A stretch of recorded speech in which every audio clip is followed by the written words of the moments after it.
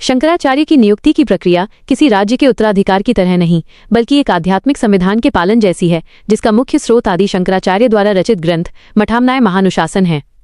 इस ग्रंथ में स्पष्ट रूप से लिखा गया है कि केवल वही व्यक्ति इस पद का अधिकारी हो सकता है जो जितेंद्रिय हो, चारों वेदों का ज्ञाता हो और जिसका आचरण पवित्र हो।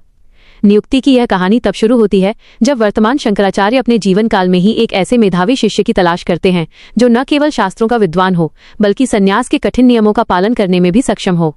चयनित शिष्य को पहले नैष्ठिक ब्रह्मचारी के रूप में तैयार किया जाता है, जहां उसे कठिन परीक्षाओं से गुजरना पड़ता है।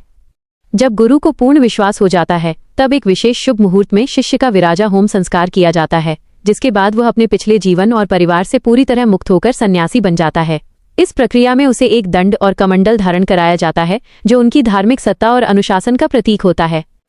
यदि किसी मठ के शंकराचार्य बिना उत्तराधिकारी चुने देह त्याग देते हैं, तो नियुक्ति का जिम्मा अन्य 3 पीठों के शंकराचार्यों, भारत के प्रतिष्ठित विद्वानों और काशी विद्वत परिषद के पास चला जाता है। वे मिलकर शास्त्रों के आधार पर सबसे योग्य सन्यासी का चुनाव करते हैं। अंत में पट्टाभिषेक का आयोजन होता है, जहां उस सन्यासी को व्याख्यान सिंहासन पर बिठाया जाता है। इसी क्षण से वो व्यक्ति केवल एक सन्यासी नहीं रह जाता, बल्कि वो जगत गुरु की उपाधि धारण कर धर्म की रक्षा का सर्वोच्च प्रहरी बन जाता है।